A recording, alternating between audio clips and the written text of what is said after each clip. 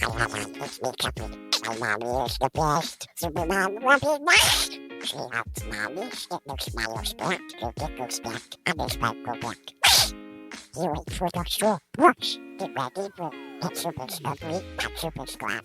Healing for the Soul podcast, sponsored by Supermom Robin Saltman, where every week I feature different guests to empower you to become the best version of yourself through different methods you may not have heard of or even thought of.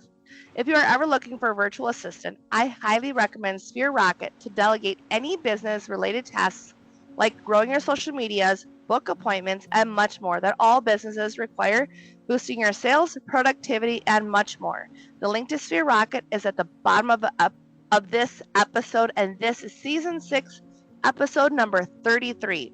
And today I have my guest, Dr. Corey Jentry.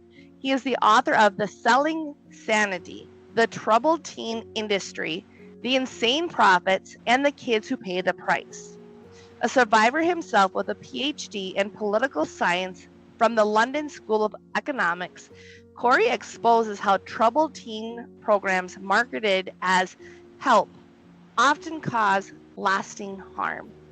Today, he helps families, educators, and advocates spot red flags, protect kids, and push for real reform, giving listeners the tools to understand and challenge the systems that endanger vulnerable youth. And so today we are talking about when help hurts, how families get trapped in the troubled teen industry. Thank you so much, Corey, for being here with our audience. I greatly appreciate it. Oh, thank you so much for having me. It's a real pleasure to be here and to be a guest on the show, and very happy to talk about all of this stuff. So what led to your being in a teen treatment program, or what's the background on that? So like a lot of kids that end up in these different types of programs, I was a troubled teen. So I came from a family in the southeast in Georgia, which is where I grew up at, just outside of Augusta, Georgia. And, we were fairly poor. I don't know a better way of putting it, but we were, just kind of what we call good old fashioned trailer park trash in Georgia, where I came from. And so, in the environment that I grew up in, there wasn't a whole lot to do except for, play in the mud, play in the woods. And once you got of age, to start experimenting with different types of substances and stuff. So like most kids, I started out kind of organically stealing alcohol here and there, sneaking the odd cigarette, this or that. And then, that graduated quite quickly into smoking cannabis and doing a lot of things that are, looking back on it now, are quite normal for teenagers to start experimenting with, particularly kids that kind of grew up in the rural, poor environments that I did. Just there really quite literally wasn't anything else to do out there. And, growing up in a rural Southern family, we had all the kind of social trimmings, I would say, that come along with something like that. We grew up in a very religious environment. My parents were quite religious. I grew up in a very religious household and kind of in the midst of religion and all of that. Once the teenage years started kicking in, let's just say a lot of the values that I had experienced growing up in, the Pentecostal and Catholic Church in the Southeast started really conflicting with a lot of the urges and impulses that I wanted to engage in as a teenager. There were, kind of these conflicts, and my parents definitely started seeing the problems with that. So I started getting into trouble. I, started getting into trouble around church and stuff like that, and then trouble at school and just little things, and I was a bad kid. I don't know a better way of saying that. I was a bad kid, and my parents were very frustrated with me, like a lot of parents get with their teenagers when they start going through that. And whether it was a lack of education or a lack of money or whatever, my family just had no idea what to do. And all of a sudden, a friend of mine who I was doing a lot of these misbehaving activities with, so to say, he got recruited, for lack of a better word, to go into one of the troubled teen programs.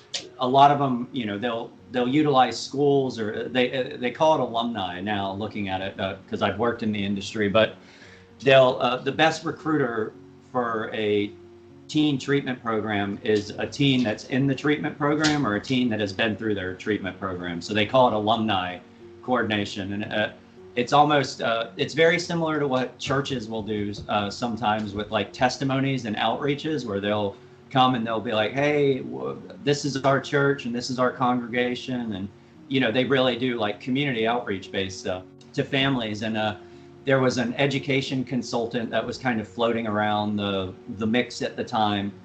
My friend Kenneth had gone to this treatment program, and he was telling me him and his family had been introduced via this education consultant in the area. And education consultants, oddly enough, the term doesn't really fit. They know nothing at all about education.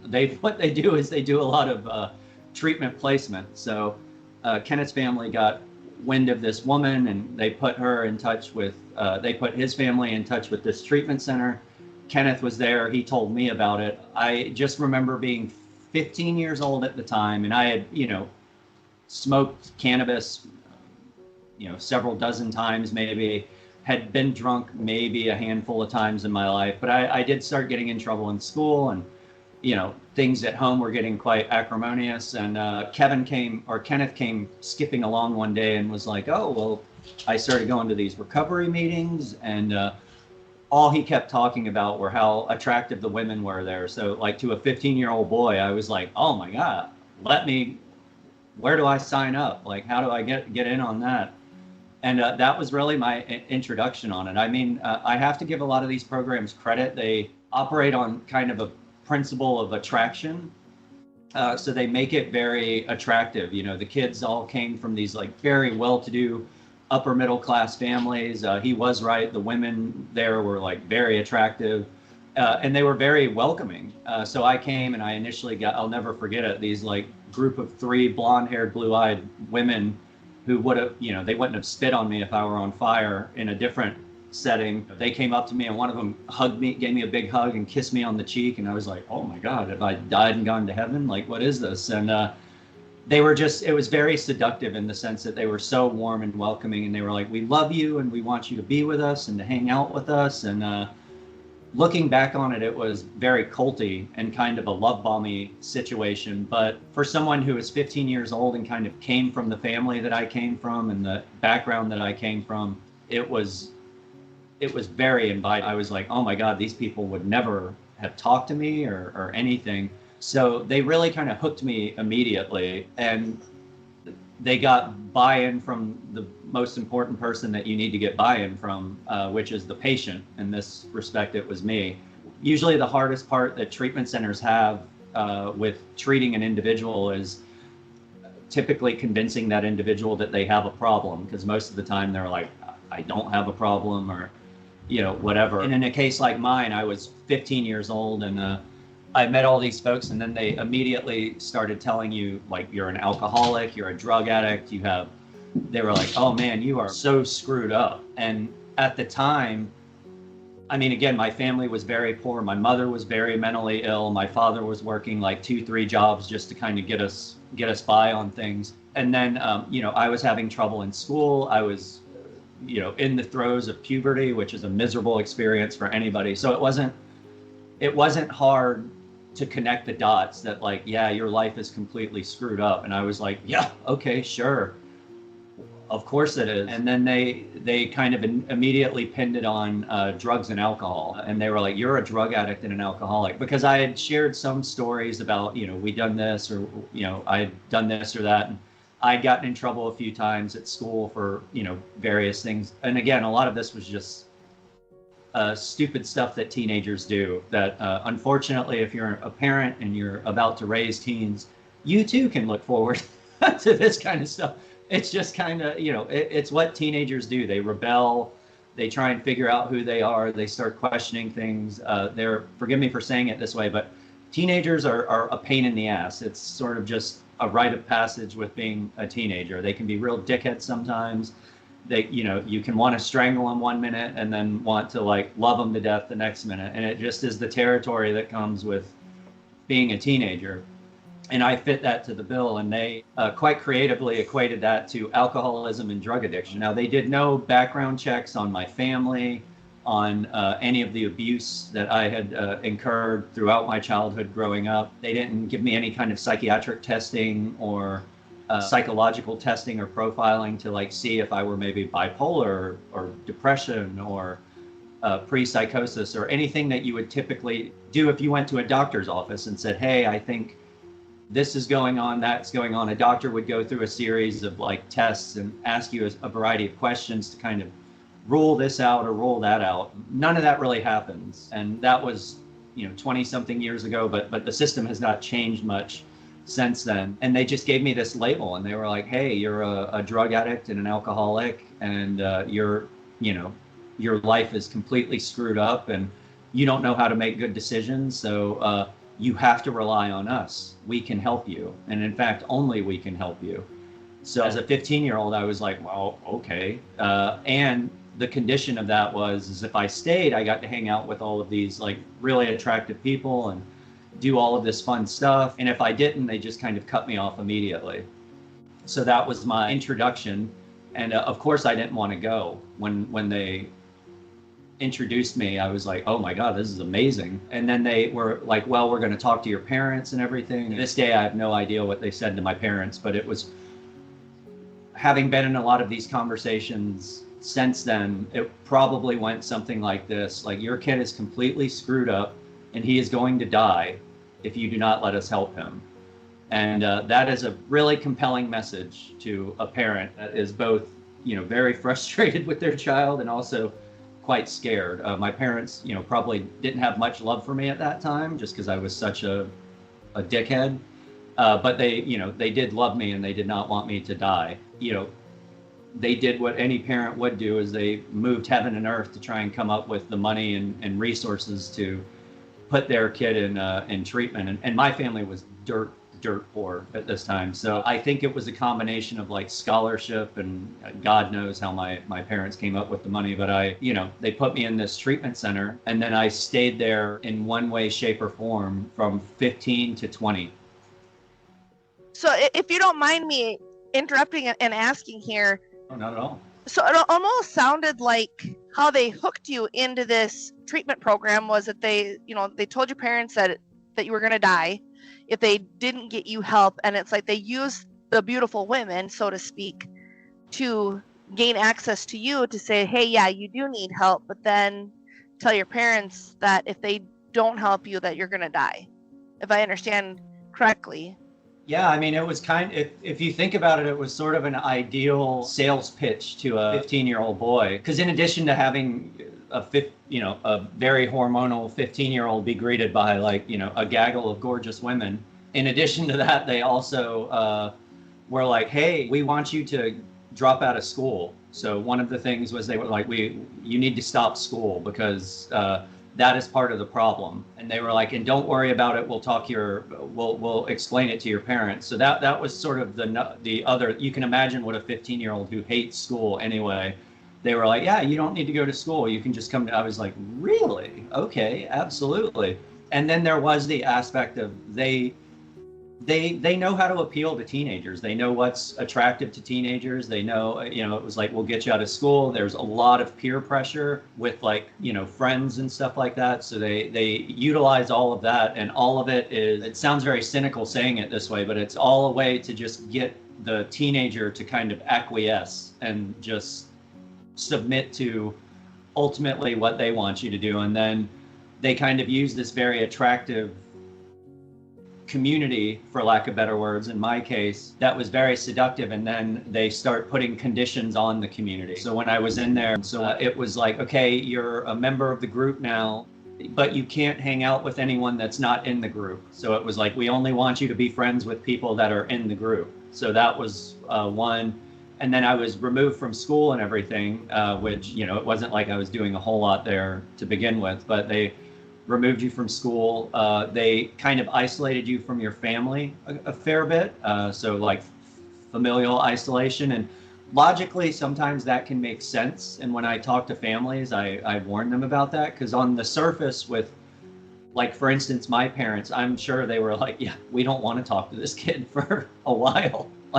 They were happy to get him away from us. So logically, there's kind of it's like, okay, that makes sense. No family contact, no contact with outside peers. They'll use sort of logical language like, yeah, you need to change your playmates and playgrounds and playthings. But essentially, what most of these troubled teen treatment programs are doing, and what, quite frankly, a lot of adult programs are doing, is they're going to somebody and being like, look, you're not really doing that well in reality, right?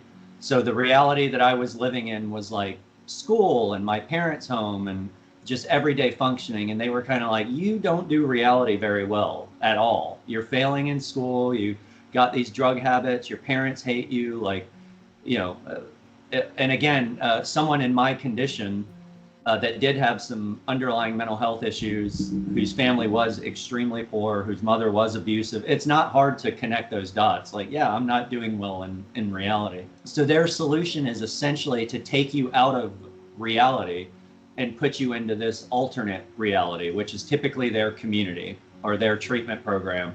And you live there, you just hang out with people there. You only get jobs and work with people in the treatment program. So they create this kind of self-sustained environment, which, again, theoretically, it sounds quite helpful. It's like, okay, we're going to get them away from this. It's going to be a supportive community where everybody's kind of on the same page and working towards the same goals. So theoretically, it again sounds like, okay, this is logical. This makes sense. Like, I could see how this happens. But in actual practice, it was quite the opposite, because in a good therapeutic community, you have the adults running the show, for lack of better words. So there's a saying in mental health where it's like, you don't want the inmates running the insane asylum kind of thing. But unfortunately, with a lot of these treatment programs, it's the inmates are running the insane asylum. Most of the counselors that are in these treatment programs are kids like me that went through that treatment program. So it's kind of the only reality that they know. And anecdotally for them, it's like, oh, well, it worked for me, so it just must mean it works for everybody. So there's kind of that mentality. They were very confident too in the way that they did it. So it made it all sound like this is the way. And if you don't follow this way, then you're going to die. So for somebody like me that kind of bought the message, for lack of a better word, I was like, I will do whatever you all tell me to do. So that was kind of the hook. And then with my parents at the time, they were like, look, you mean to tell me that I don't have to deal with this kid for like the next couple years and that he'll be your problem, not our problem? They were like, absolutely, do whatever you want to do to him. And that was kind of how it all started. That's a lot for any one person that's listening to take in at the same time, but I'm sure there's a lot of people that have experienced that. And what it reminded me of is especially like the mental health community, how I'm from Minnesota. I'm not from South Dakota. So back home in Minnesota, there literally is like a community where they've got the people that are all the mentally ill that have like the depression, the bipolar, and they all hang together. And I'm like, it never made sense to me. If you want to become great, why would you hang around like-minded people that have this same problem, that suffer from the same issues, that are in that same community? But as you were speaking, it's like, it's a way that gives, like, I think of Dr. Robert Cialdini and his principles of influencing people. They use like the social proof that this works, like what you had said, and then they use the other tactics of like, well, if you want to be like us, you want to be attracted, to the other people that are in the same group. And then they don't even tell you that how the tactics that they're using really are not helping you at the same time, because it's like what you said, that they're people that grow up, that were in the programs, grow up, and then they go as an adult, go back to the programs. Well, it worked for me, so it should work for everybody else. And that's not the case. But then it's like I said, that mental health one is what I can think about, because as you were speaking, I'm like, that sounds exactly like the mental health program. So then when I'm trying to talk to somebody, get them to think outside the box for like how hypnosis is so much better, because it's essentially all hypnosis is self-hypnosis. Yeah. We become what we think about, and people get so scared. And I'm like, okay, you don't understand. The reality is because you're with mentally ill people all the time, you're going to think like them, act like them, be like them, drugged up like they are, you're never going to break free from that paradigm. It's impossible. It's kind of like, that's why 95% of the people in this world are average, broke, joke, don't have anything that they want in life, because they're surrounded by the other same people. But if you break free from it, that's where they're like, okay, we don't want you to do that, because now you're no longer part of, like what you said, it's like a cult. Yeah. And I think society is in that way the same aspect, which also brings me to a question I have too, is what role does money play in how the kids are treated or mistreated in these programs? That we could do a whole show on that just by itself. I mean, I will say with a lot of these troubled teen treatment programs, particularly the long-term ones, and allow me to, for your viewers, to kind of unpack what I mean by troubled teen programs. So there are any teen residential treatment center, whether they want to admit it or not, is in one way, shape, or form a part of the troubled teen industry apparatus, for lack of better words. Now, that doesn't mean that they're all horrible. There are actually some very good residential treatment programs out here. Like, I can think of one here in Los Angeles. It's called Visions Treatment Center, and I think they have a more insurance-based program called Arrow House. Excellent program. It's very expensive. That's a bummer about it. I think it's like $125,000 a month or something like that. But yeah, that's the problem, is it's a good program, but it's and when I say a good program, what I mean by that is it's led by professionals that actually know what they're doing. So like they have doctors that actually work there and like are seeing the kids, and they have very seasoned and licensed therapists that have degrees from legitimate universities that are running groups and doing all that stuff. So it's what you would expect if you walked into like any kind of hospital setting. You know, there are professionals there are nurses, there are doctors, there are people that have information and that you can trust if a crisis comes up, that they're able to kind of deal with that crisis. So there are those programs, and we need more programs like that. But then what I talk about with a lot of these troubled teen programs are they're not really evidence-based. So things like wilderness programs, a lot of therapeutic boarding schools, some of these like behavior modification programs, and typically they last for like a very long time. So these are programs that you go to for like 6 months, 9 months, a year, 2 years, stuff like that. And that's very indoctrinating to the point that you were just making. Is I've always heard about it, and in like social science research, you tend to think about it in terms of like water always finds its kind of equilibrium, and human beings are very much the same way. And phrase we use a lot in like circles when it comes to indoctrination, or with kids that are involved in like gangs or even terrorist organizations or like anti-government things like that, is there is an element of we call it the crab in the bucket syndrome. Is if you put a bunch of crabs in a bucket, they can't get out of the bucket, and it's not because they're not all trying, it's just the social nature of the crabs is as soon as one gets up and starts climbing out, all the other crabs latch onto that crab to try and get out, and all they end up doing is just pulling it back in. So it creates this kind of cycle of if you put a bunch of crabs in a bucket, they won't get out.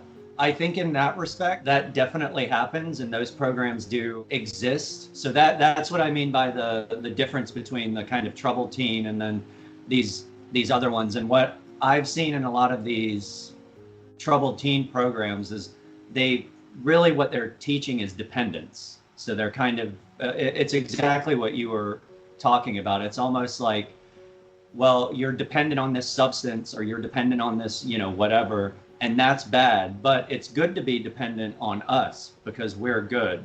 So, and the problem with that is that I equate it like a lot of these programs, the methodology is basically, it's like getting someone to be quiet by duct taping their mouth shut. It works while they're in the environment and their mouth is duct taped, but eventually you're going to have to take it off. And when you do, they're probably going to have something to say. I'm one of them that speak up about the mental health, because I'm like 16 years of talk therapy. I didn't get anywhere at all. And yeah. I'm like, same with the medications. I'm like, I refuse to partake in that field, And I've told other people, I'm like, you want to break out of it, you cannot go back to doing the same thing. Doesn't mean that there's days I'm not tempted. Because I'm like, that's part of that behavior. But like that crabs in the bucket, that literally is a syndrome, you said? Or is that like, I think that has to be almost like research based, like on the crabs, because I've heard it from other places that I've gotten personal development training from as well. I'm like, I don't know if that's actual real, but it certainly feels like it. I'm using it as an analogous sort of source. Well, then I appreciate it though. There's a lot of social and political and psychological science research that really backs that up around collective human behavior. And it's just we're pack animals at the end of the day. I mean, human beings, as much as we love to talk about our autonomy and this and that, at the end of the day, we're very much herd creatures. So everybody wants to kind of fit in a pack in one way or another. So they're willing to kind of, and it's a social contract that we all kind of operate in the world that we live in. It's like we kind of give up certain things in return for certain other things. And I think communities are somewhat like that. As in my research and everything, communities are very much like that. Whether they're big communities or small communities, religious or secular communities, it doesn't matter. The sort of ideological decorations, for lack of a better word, might vary, but the fundamentals are still pretty much the same. We're pack animals. We want to be socially accepted.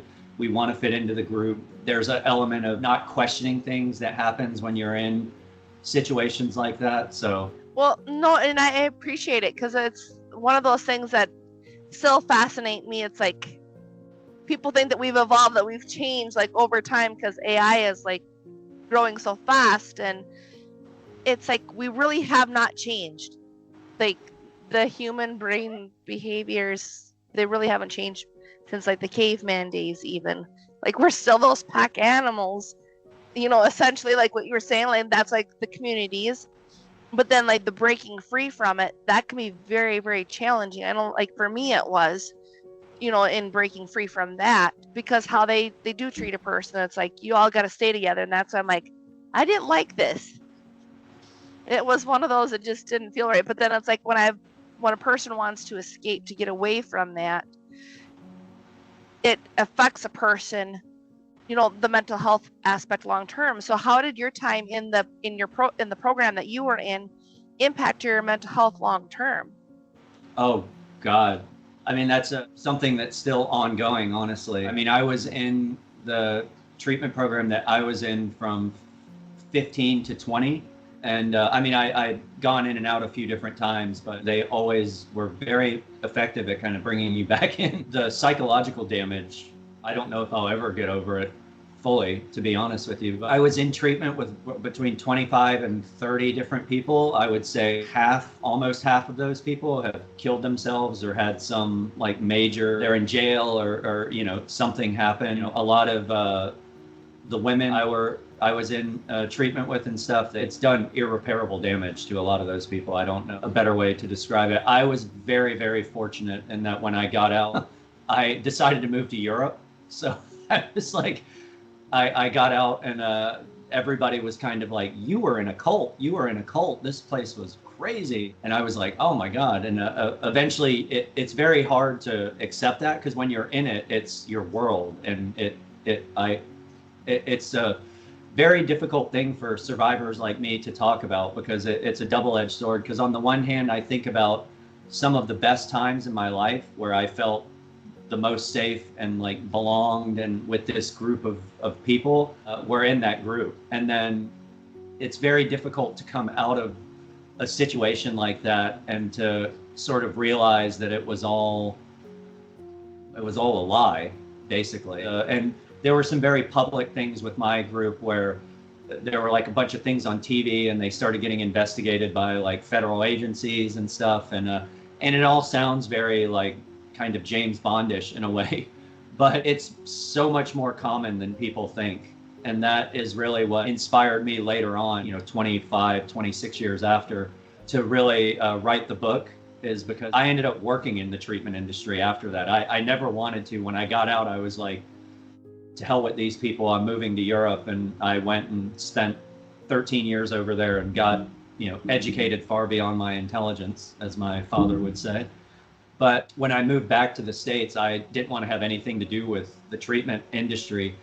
And I really had thought at that time that it had changed, that all the programs that were like mine had been shut down and, whatever, because I'd been away from the States for 20 years at that time or something. So I kind of came back, and then in 2008 and all of that, with the Affordable Care Act being passed, insurance started covering behavioral health stuff. So I kind of naively thought like, oh, well, now that it's national legislation and insurance companies have to cover it, like surely it's going to be more regulated than it was like 25 years ago when my family was putting me, because then it was all cash. They didn't cover anything.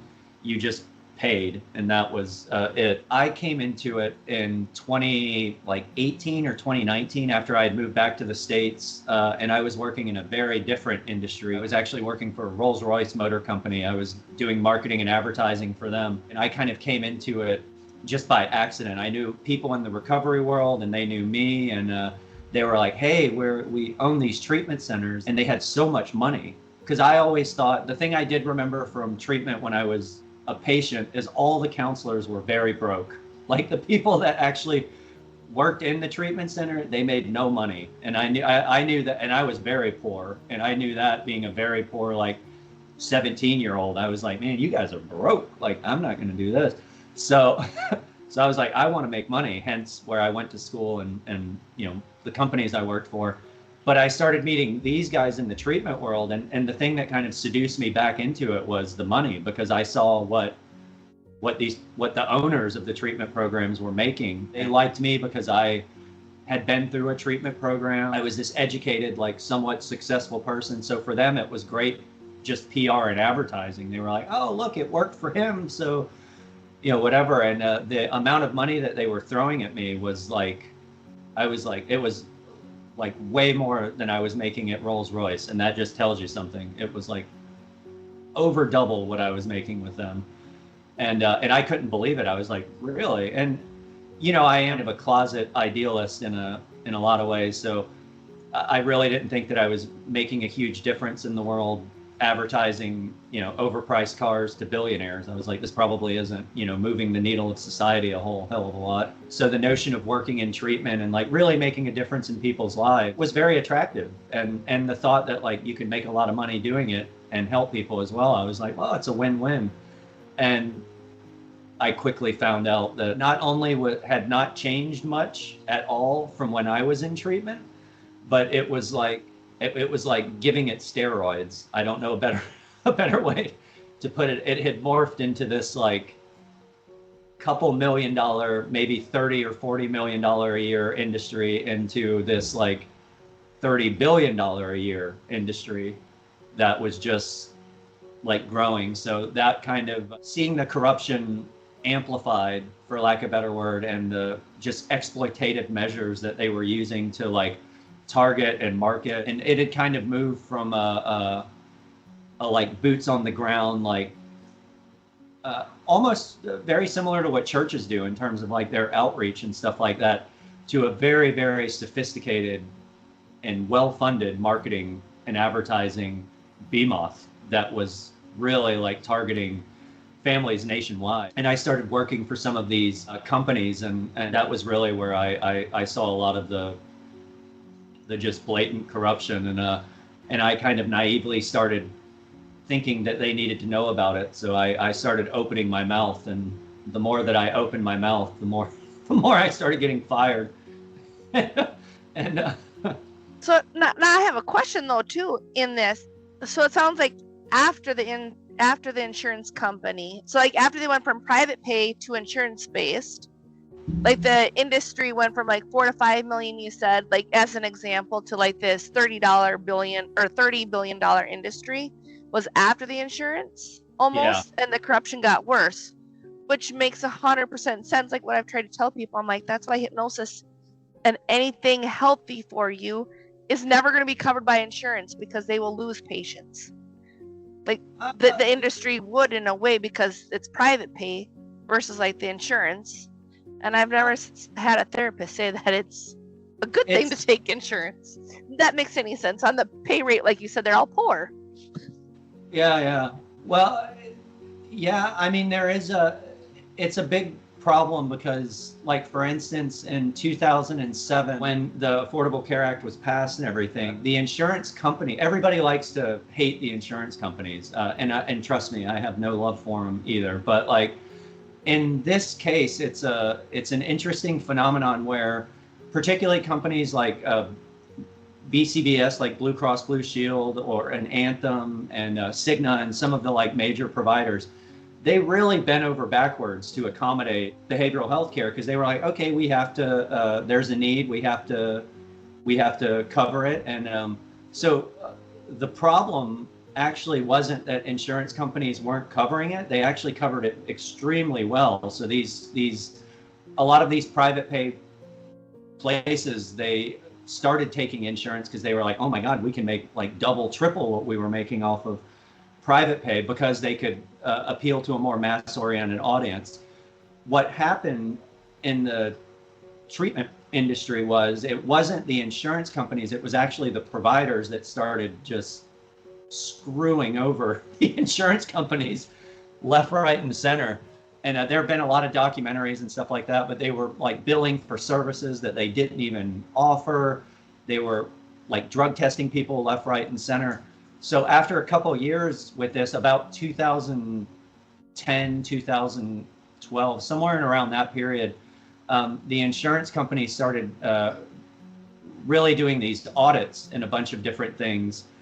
And they kind of looked at the books and they were like, oh my God, we are getting hosed here. Like, what is going on? Like, why are we paying $3 billion a year in drug tests? Like, this makes no sense whatsoever. And then they realized that, these people were just testing and testing and testing.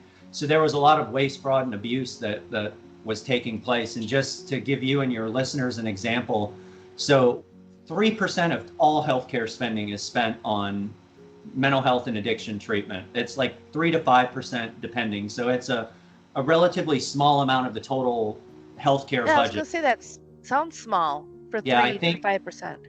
Yeah, I think it's something like 30 to $40 billion a year in is what we spend in like behavioral health care services and stuff like that, out of a like $3 or $4 trillion healthcare budget every year, once you factor in like insurance, Medicare, Medicaid, all of that. So behavioral health care and addiction is only 3 to 5% of the overall healthcare budget, but it accounts for almost 25, between 15, depending on how you look at it, between 15 and 25% of all healthcare fraud. So this tiny little segment of the healthcare industry accounts for almost 20%, say, of all healthcare fraud. Now that would make sense. Yeah. Yeah. I'm just thinking like what I know about the industry, as a whole, that would make sense on the fraudulent part of it. But then they don't cover some things, like when they should cover certain things. That I definitely could understand that one. But I do have another question though. It's like, what advice would you give parents who are currently being pressured to send their kids to one of these programs? Because like, how would they know, like, a red flag, like you should not be doing this? Yeah, the first red flag that I tell any family is, if they're pressuring you, that is a huge red flag. That is a huge red flag. At the end of the day, this may sound slightly coarse, but your healthcare, whether it's mental health or physical health or whatever, it is your responsibility. It is the individual's responsibility. So if you want to go, that is your choice. If you don't want to go, that is also your choice. Now, there are extreme circumstances where individuals do absolutely need to be forced into care or like sent away somewhere or something like that. But those are very rare circumstances in my experience. And I've been in and around this for over almost 30 years. Few and far between cases where you actually need to like force and commit somebody. So the first red flag would be that. And the only time that it is appropriate, I would argue, is if there's a very real and imminent threat that they're going to die, or that they're going to harm somebody else. And in my experience, those are the two circumstances and those circumstances do arise, and there are programs like that. The other component is, so that's the first red flag. And then the second piece of advice is, I always tell families, look into a treatment center the way that you would look into a college that you were going to send your kid to, because that treatment center is going to have so much more of an impact on your child than any college or university ever would. So you should look into a treatment program and the people that are there the way that you would a university for your kid, because it's going to have as much, if not more, impact on your child's life. So look at who the owners are. Are they clinicians? Are they doctors? Do they have some kind of medical license, or are they just business people? If they're just business people, that's a cause for concern.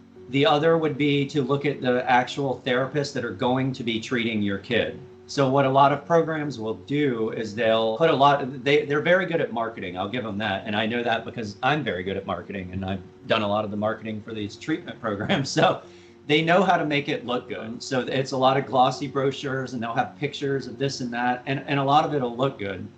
What I tell families is like, okay, are the people on this website gonna actually be the people that are treating my kid? And if not, ask who. And now sometimes they'll give you a runaround and be like, oh, well, that's difficult because we match clients based on their individual needs and this and that. All of that is BS. If they start giving you that, you can tell them, like, look, stop giving me the sales pitch. You as a parent and as a client have the right to advocate for an individual to treat your kid. So you as a parent or as someone that's like going in, you can say, no, I want to know who this person is that's going to be treating my kid. And I want to know what their license is, if they even have any, because a lot of them, what they'll do is they'll put like a therapist that's licensed and that maybe looks pretty good on the website. And then they'll have like associate therapists that are actually going to be the ones that are treating your kid. And an associate therapist is like the equivalent of a resident at a hospital. Now that's fine if the doctor's going to be in the room with you while all that's going on. But at these treatment centers, they're not going to have anyone in the room with you. So you'll basically have like an intern treating your kid. And as a parent or somebody, you can advocate and say, no effing way. Like, I want the licensed clinician to treat my kid, or, do whatever. So I definitely would look into that, and then look at their outcome studies and ask them for their data in its entirety. Because a lot of, again, and I know this because I've helped programs and done some of this, is they're really good at coming up with, like, I call it pseudoscience. So they'll come up with this like kind of pseudoscience stuff that's like, oh, we have these outcomes and it's a 75% success rate with people that are an 85% success rate or something like that with folks that like complete our program. And as a parent, you're like, oh, that's pretty good. 70, 85, that's like, I'd gamble on that, I'd gamble on that. There are odds I'd take. The reality is if you look at their data in its entirety, with that 85 or 75% number, they're excluding people that have AMA'd, which is left without medical, against medical advice, which people do all the time. They forget about people that they've kicked out because they couldn't treat them, or they engaged in some behavior that they weren't able to contain or whatever, which happens all the time in treatment centers.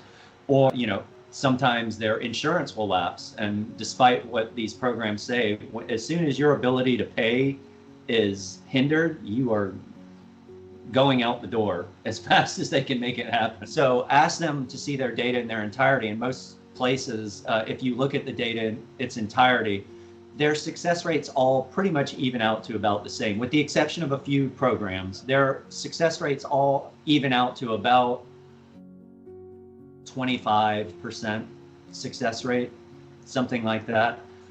So, yeah, so what I tell families is, like, if you were going to send your husband to a cardiologist to get his heart looked after, and they were like, hey, your husband's going to die, only we can help him, and we can only do this surgery, and you were like, okay, sure, that sounds good. Can I see the results of successful versus not successful surgeries?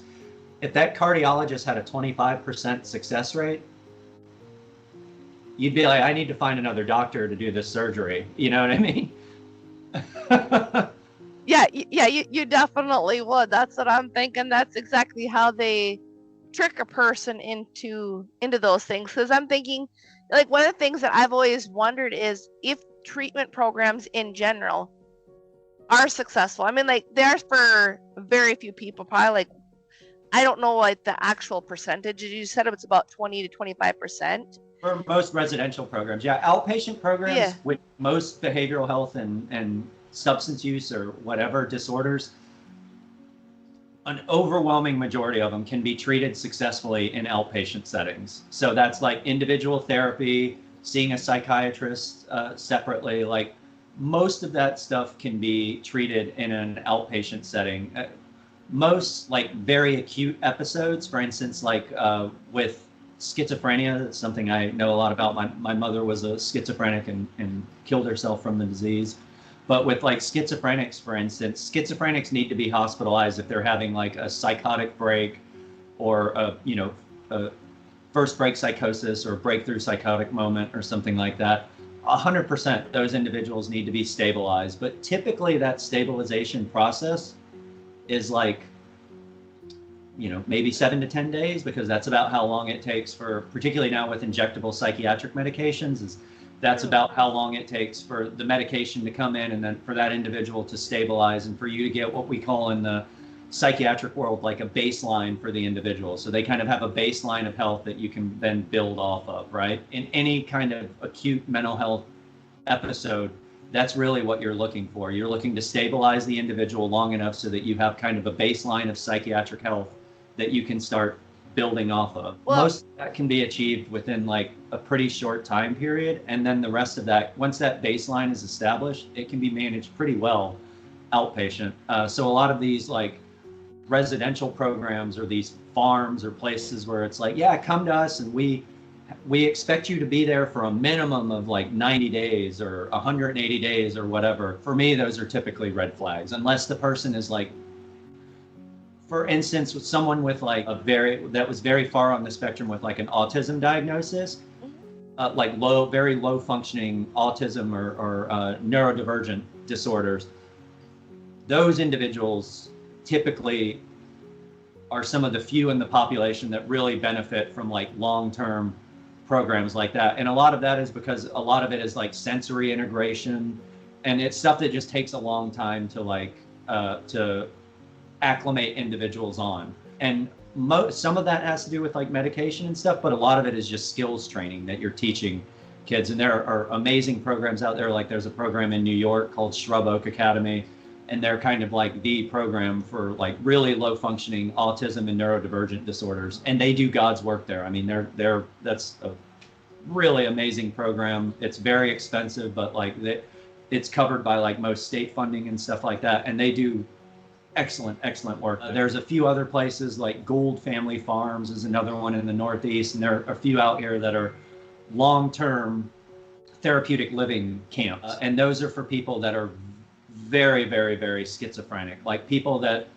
if they weren't there, they would be in like some state asylum, or they would be the people that you see kind of walking around eating out of trash cans in like an urban environment. They're just very psychiatrically challenged individuals. In those types of cases, long-term treatment, absolutely, because they're so low functioning that they need that level of support to kind of be able to stand up on their own 2 feet. Most people, though, they don't need that. They can kind of function with varying degrees of success or lack thereof, but they can kind of function in one way or another in society. So the goal of like good treatment and good therapy, good psychiatry, any of that, isn't to kind of indoctrinate you into this world where you just have to lean on it in order to survive. In my opinion, that's no different from like a terrorist organization or somebody becoming institutionalized in a prison system. That's ultimately what you want. The goal of good therapy and good treatment is, and I think any healthy therapist or treatment program that I've ever talked to, or that I've ever experienced for myself, they will all tell you the same thing. They'll be like, my job as a practitioner, as a therapist, as someone that is in the helping people or the healing people business, my job is to eventually work myself out of a job. So anyone that isn't trying to do that that's a problem. Well, yeah, and that I would agree with that on that part of it, especially for like the therapist part, because they're supposed to work themselves out of the job instead of keeping the person in it.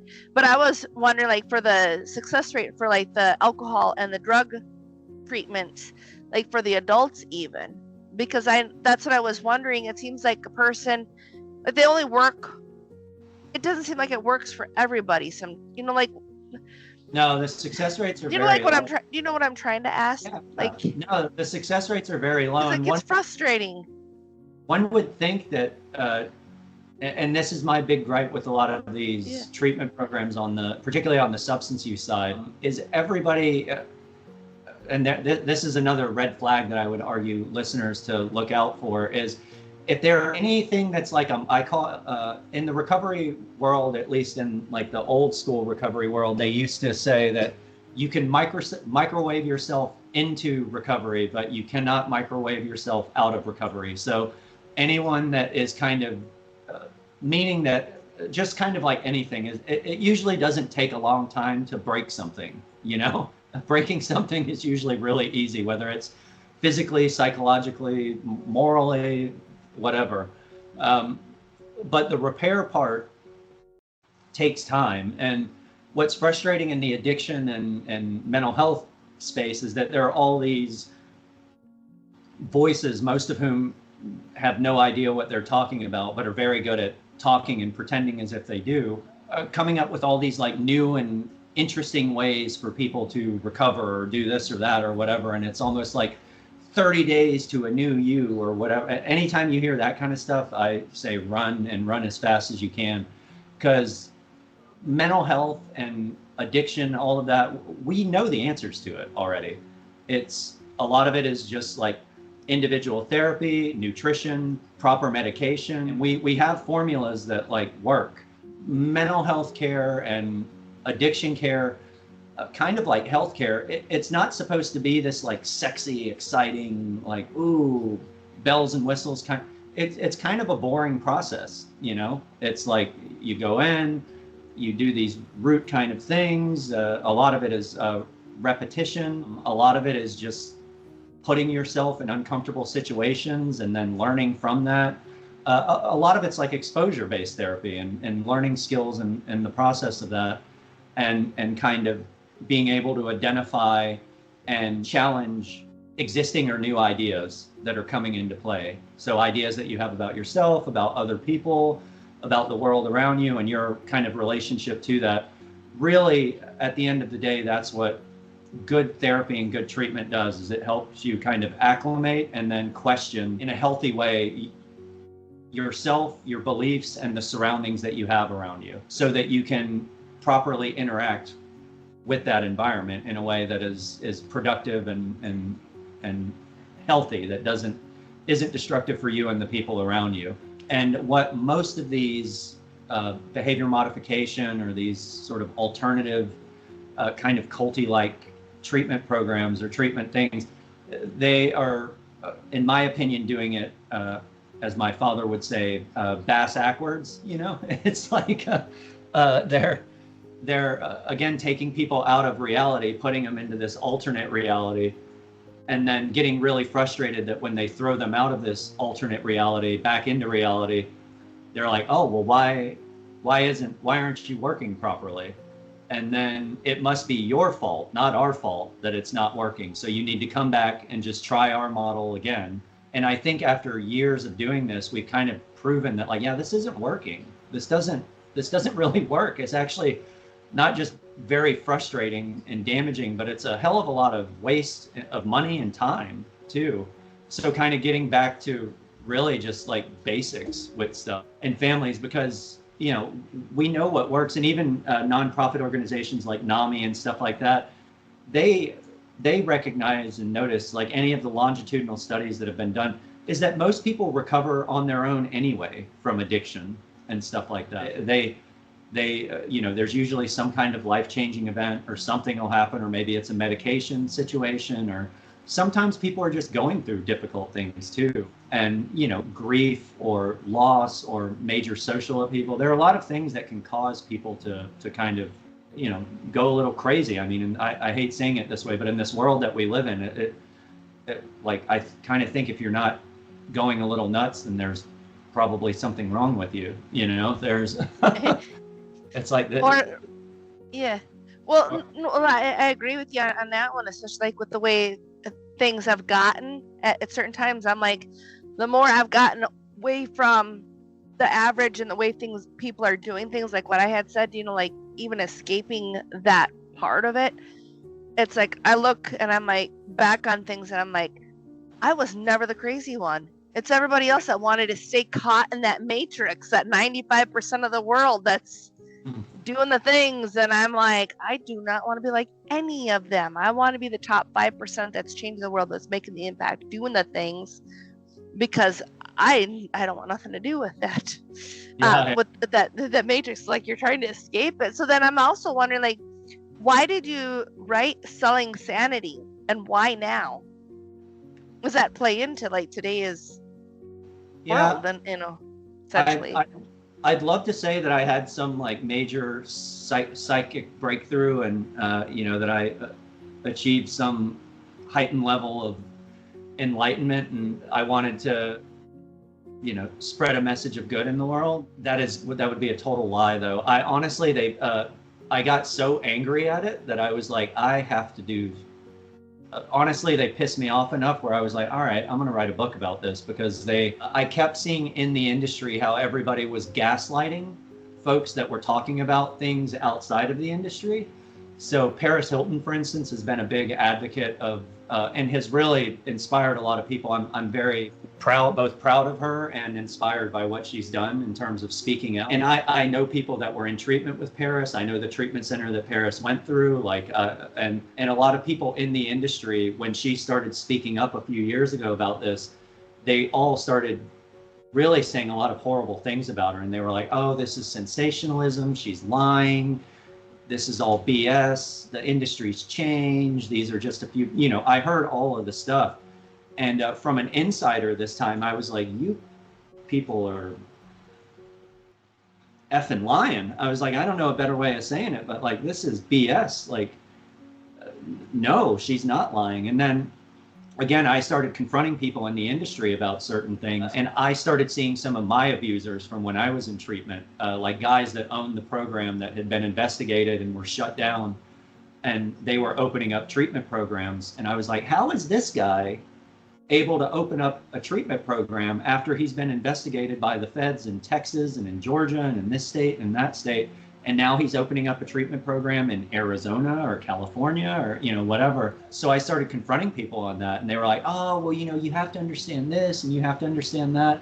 So finally I started getting pretty abrasive with people, and we're like, so are you saying I'm lying? That my story is a lie? Is that what you're saying? And then it got into like, oh, blah, blah, blah. Well, you have to understand this, and your case is a little different. The more that they kept saying that it was just a few bad actors, I was like, well, what about this person and this person and this person and this person and this person and this person and this person? This seems a whole lot like a lot more than a few bad actors to me. This seems pretty systemic. And then I started doing research on it and stuff, and that's where I started finding the figures about like, oh, wait a minute, like we're 3% of the healthcare economy, but we make up 20% of healthcare fraud. Like, that sounds pretty problematic. You know what I mean? So I started investigating, and I wanted to, and as much as I respect Paris and a lot of the other women, particularly that have come up and told their stories, there were a few things that I noticed is, one, none of them were written by people that were actually inside the industry. So I wanted to be able to give an insider's view of it. And I have a unique story in the sense that, like, I went through treatment and was traumatized by treatment. I spent, a long time out of treatment, and then kind of went back into it working in a different way. So I have a kind of a unique perspective in the sense that I can say, like, look, this was my experience going through, but then this is what it was like after. Also, I didn't want my survivor story to just be about my survivor story. I wanted to point to kind of the macro problem that was going on in the industry, and really blow a whistle from the inside on the industry and say, like, look, this is wrong. What we're doing here is wrong, and it's not working, and it's doing irreparable damage to people. Like, the trauma that I experienced in that program, and the amount of friends that I have that have killed themselves or that have their lives are just completely ruined by these places that were supposed to help, you know. And I'm really one of the very, very few lucky ones that has been able to make it out of these places unscarred and unscathed, you know. And yeah, I have mucho respect for, you know, people like Paris and stuff like that. And to kind of circle back around to what you were talking about before about money, is these treatment programs, they're not dummies, and they know where the money is. So they're not, it's so funny because on TV and stuff now you see all these things, and on social media everybody's like, we're improving access and we're expanding access to care, and it just makes me want to gag on my own vomit, because I'm like, oh, this is such BS. You're not expanding access to anybody, because they're not helping poor people. They're not helping people like me that came from trailer parks or disenfranchised parts of town. These people aren't going after folks that are on Medicare or Medicaid or on veterans benefits and stuff like that. They're targeting upper middle class, wealthy families that either have good insurance or that can afford to pay all the out-of-pocket costs that isn't covered by insurance. That's who these people are targeting. And I know this from working with private equity-backed treatment programs. When they go into an area, they don't look at like, oh, how many people are dying of fentanyl addiction in this area, or how many people are this or that. When a treatment center opens up in a neighborhood, they look at what investment houses are near, because they look at where a Charles Schwab or like a JP Morgan investment place is or something like that, because they know that within that zip code, if individuals are able to invest in places like a Charles Schwab or a JP Morgan or some private family investment firm, they probably have the disposable income to pay for their kid to go to treatment or to send them to one of these treatment programs or whatever.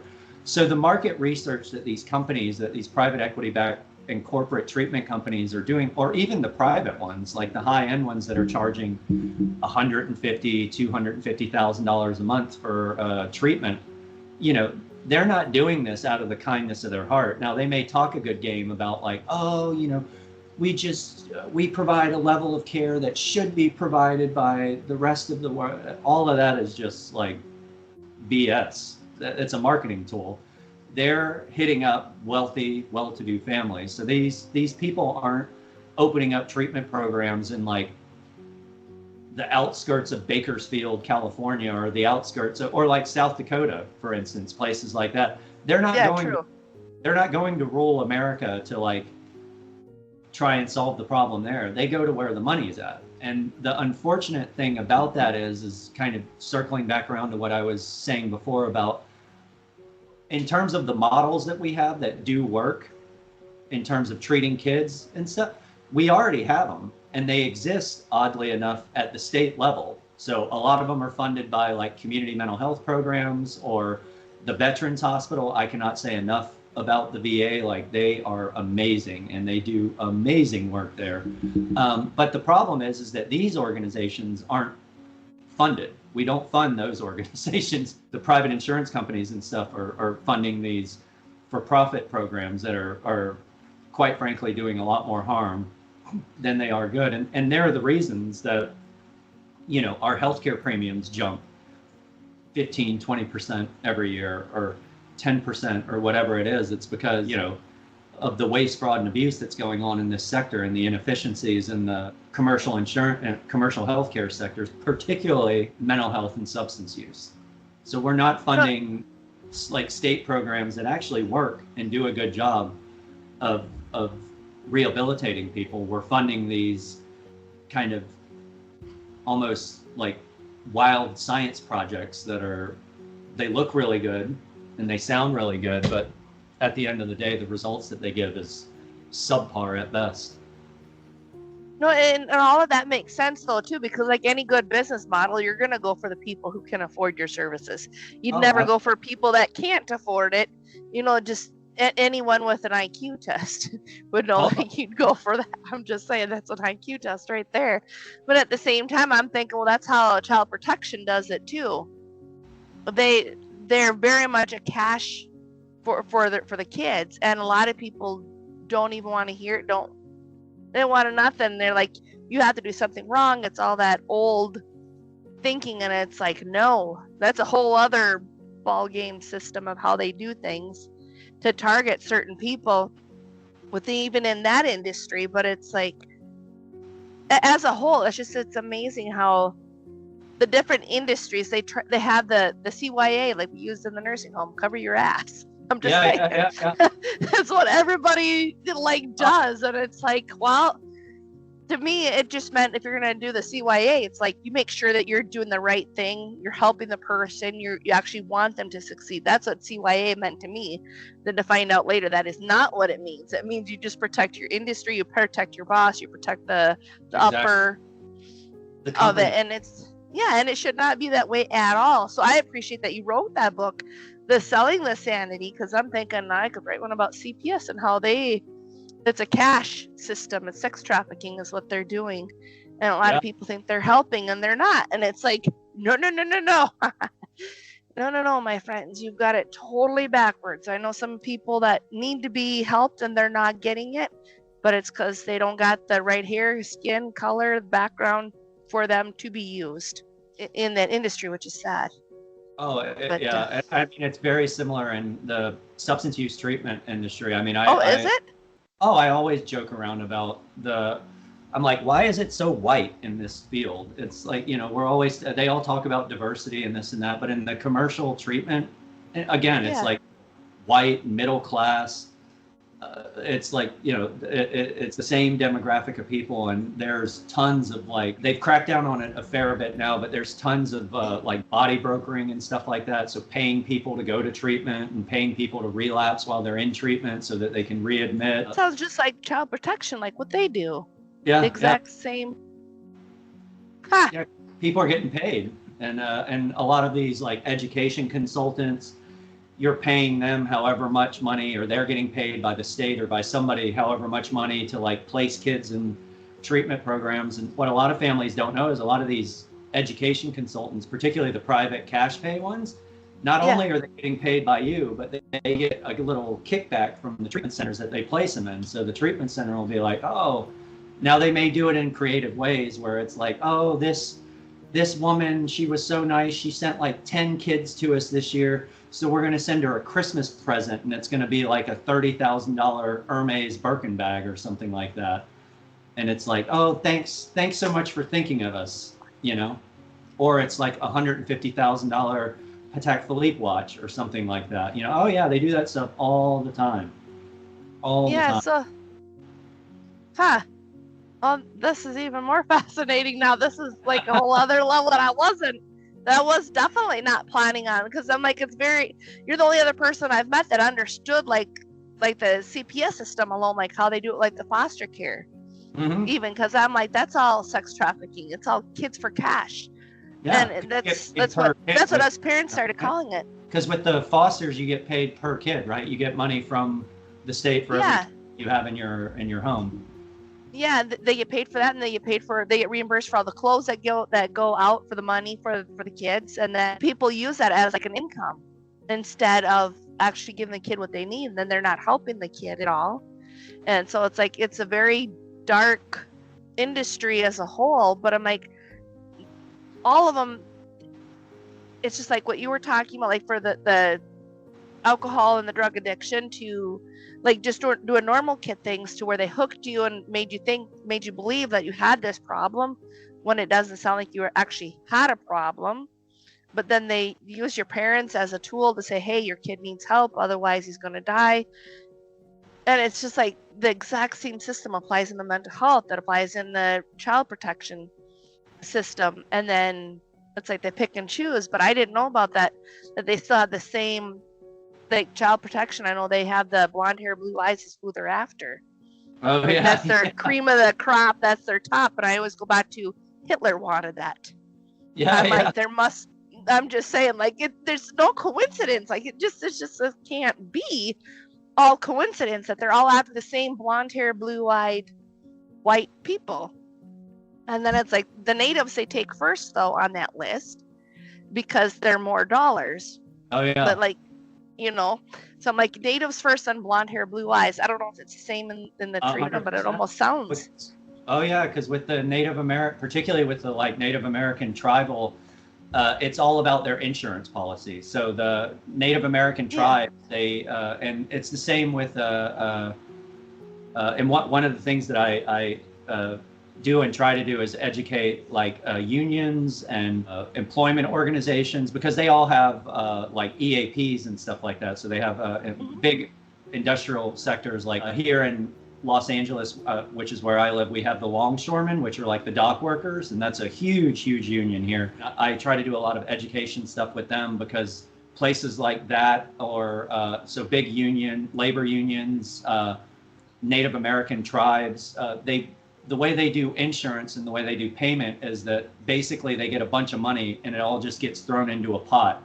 And in that pot, they can divvy the money out in the pot however they feel fit to do it, because it's part of like the reimbursement structure and stuff. And the tribes have authority to send people wherever they want the tribes to send to. Treatment centers know this, so they jockey like crazy. You would not believe, they jockey like crazy to get a hold of these tribal elders, or like social workers basically, to get in with them, because they know that those tribal policies pay like triple what a normal insurance policy will pay. So for them, they're like, I mean, they will, and it's really messed up. I've seen this before. You'll have like, say, an African American kid that has just like a basic, like Covered California. So one of the like Affordable Care Act policies that you can get on Covered California. It'll be like a normal, you know, middle-ish class African American family with like a young, say 16-year-old African American boy that has some personality problems and, you know, whatever, maybe some potential pre-addiction markers that are being hit. You'll have a Native American kid that is really troubled, really troubled, because these poor people are coming from very difficult, like impoverished most of the time, like tribal communities. And then you'll have a middle-class white kid that has like, maybe their parents have like their dad works for like, I don't know, the government or something, and has a really good federal policy on, you know, whatever. And say that this treatment center is full, and all three of those parents from each one of those kids is advocating like, my kid needs help, my kid needs help. That poor African American kid, he can forget about it. They're going to be like, nope, we're not going to do that. And then they're going to basically look at the Native American and the kid from like the other family, and the whole calculation, it's not going to be, okay, is this kid the best fit for us? Is it like whatever? They're going to be like, who are we going to get the most money out of? And it's either going to be the tribal policy, or it's going to be this like middle-class white kid. If this middle-class white kid's family has a bunch of money and they're willing to like throw another $30,000 or $40,000 on top of what the insurance covers, then that white kid is going to get that spot in the treatment center.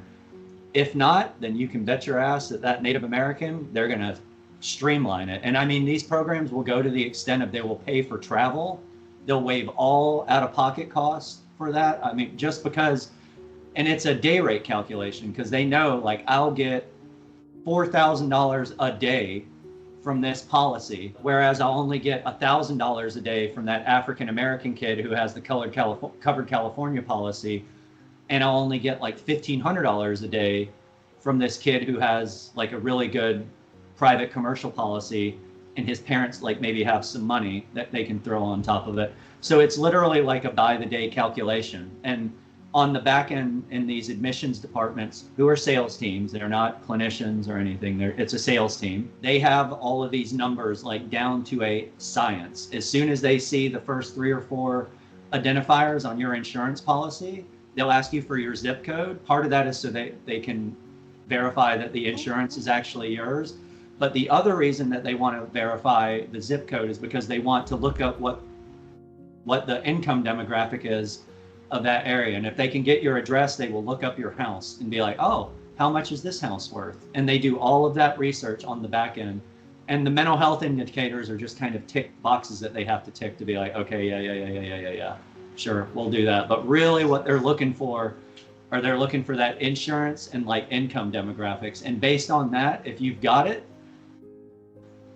they'll pay for your plane tickets, they'll waive the deductibles and out-of-pocket costs, because they know they'll make up for it with the daily rates that they'll get. So that's the name of the game. That's definitely what child protection does. Yeah. I got some people I definitely need to introduce you to now after this. That's for sure. So, if for our audience, if they want to get in contact with you, Sure. what's the best way for our audience to get in contact with you?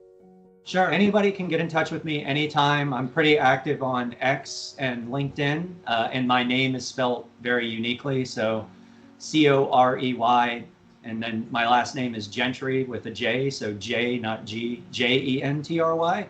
As far as I know, I'm the only person in the world with a name that's spelled that way. So I can easily be Googled. And then with my advocacy and a lot of the pro bono stuff that I do, with families and individuals, you can find me on my website, which is CoreyJentry.com, or Jentry Consulting Services is the other one. Awesome. Well, I appreciate it so much, and I'm sure our audience did as well. So I want to have everyone be sure to like, share, comment, and subscribe to Healing for the Soul podcast, and keep coming back for more episodes. So thank you, everyone, for your time and energy while listening to today's episode of Healing for the Soul podcast. That's all good outfit. Make sure you submit to thank you for fun. Tap that follow button. Subscribe. Quack, quack. Bye-bye. Well, we next time. Now we will be gathered.